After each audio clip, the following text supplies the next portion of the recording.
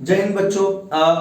Last lecture में actually हम लोग एंजाइम की क्लासिफिकेशन पढ़ रहे थे और ये बायोमोलिक्यूलर चैप्टर का है। लास्ट लेक्चर तक 6 क्लासिफिकेशन है एनसीईआरटी में।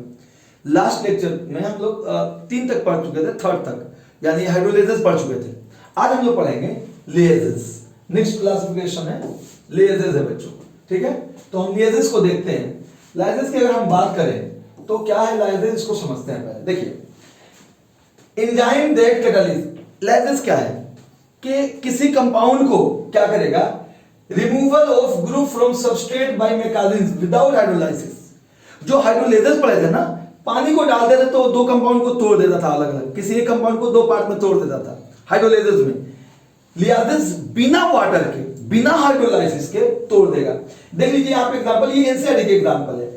एंड डबल बॉन्ड के साथ देखिए यहाँ पे ये दोनों जुड़ा हुआ है, इसके साथ ये सबस्ट्रेट है मान लीजिए, इसके साथ एक और सबस्ट्रेट मान लीजिए, कुछ ऐसा मान लीजिए, ऐसा मान लीजिए, ऐसा ये सबस्ट्रेट जुड़ा हुआ है।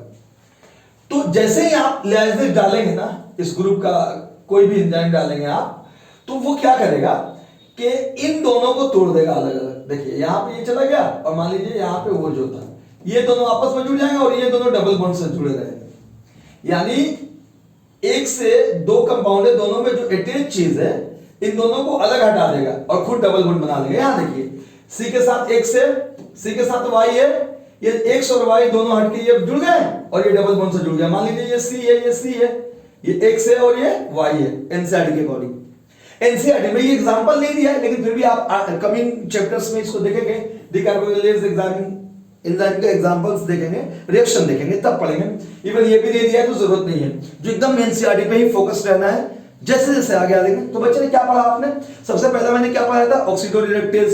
उसके बाद दूसरा क्या पढ़ाया था आपको, हाइड्रोलेजेस पढ़ाया था।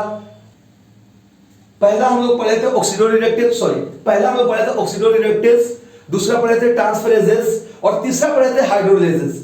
अब 4th है लियाजेस। लियाजेस का मतलब कोई 2 कंपाउंड में 2 अलग अलग से जुड़ा हुआ चीज है, जैसे ही एंजाइम में डालोगे इस ग्रुप को, वो दोनों अलग हो जाएंगे और ये डबल बॉन्ड बना लेंगे।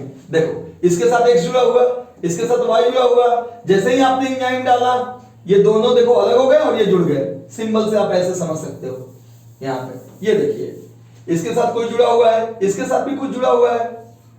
ये जैसे ही आपने किया ये दोनों अलग अलग जुड़ गए और ये डबल बॉन्ड बना लिए। ये दोनों, ये मान लो C है, ये XY है, यहाँ वाला X, यहाँ Y, यहाँ पे जुड़े हुए हैं।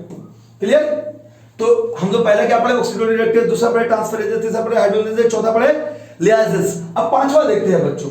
लेट्स सी 6th ग्रुप दिया हुआ है किताब में आपके एनसीईआरटी में, 5th ग्रुप देखते हैं और बिना टाइम वेस्ट किए हुए जल्दी से इसको भी देख लेते हैं। 5th है लिगेजेस। लिगेजेस आप तो जेनेटिक्स में बहुत ज्यादा ही पढ़ेंगे। आप अभी इधर देखें बच्चे, enzyme catalysing linking together 2 compounds, 2 compounds को एंजाइम जोड़ देती है। आप यहां पे देखिए, एक ये कंपाउंड है, एक ये कंपाउंड है, दोनों अलग अलग है ना भाई। जैसे ही आपने यहां पे लिगेजेस ग्रुप का कोई एंजाइम डाला, कोई भी एंजाइम इस ग्रुप का डाला, ये देखिए दोनों जुड़ गए। ये दोनों बेचारे जुड़े हुए नहीं थे ना, ये जुड़ गए। This is the function of ligases. Clear? इसके एग्जांपल्स सिंथेसिस है और ये पूरा रिएक्शन है, रिएक्शन जानना नहीं है। ओके, तो हम लोग क्या क्या पढ़ लिए, ऑक्सीडोरिलेक्टेज, ट्रांसफरेजेस, हाइड्रोलेजेस, उसके बाद लियाजेस पढ़ लिए, देन लिगेजेस पढ़ लिए। अब 6th एंड लास्ट जो एनसीईआरटी में गिवन है, 6th एंड लास्ट देखते हैं बच्चे। जो 6th है आइसोमेरेजेस, नाम से ही जाहिर हो रही है कि ऐसा कंपाउंड जो आइसोमर बनाता हो, ऐसा एंजाइम जो आइसोमर बनाने में हेल्प करता हो। बच्चे देखते हैं इसको। Isomerase includes all enzyme catalysing interconversion of geometric और पोजीशन चेंज करके आइसोमर बना दे। केमिस्ट्री में जैसे देखिए ना, ये चीजें पोजीशन चेंज कर दिया, जैसे ही आपने यहाँ पे कोई भी एंजाइम डाला इस ग्रुप का, इसका एग्जांपल है आइसोमेरेजेस, म्यूटेस। ये रिएक्शन तो जब आएगी, हम लोग बॉटनी फिजियोलॉजी पढ़ेंगे तो वहां पे देख लेंगे। क्लियर?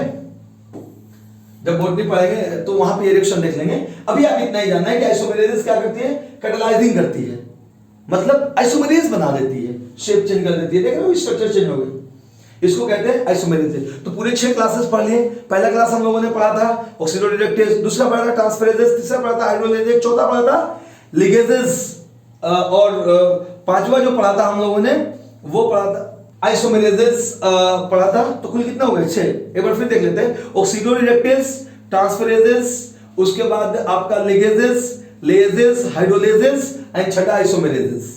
ठीक है बच्चों, ठीक है। नेक्स्ट लेक्चर में हम लोग को फैक्टर पे डिस्कशन करेंगे। ये पूरा कंप्लीट हो गया एंजाइम्स 2 लेक्चर में। Okay bye.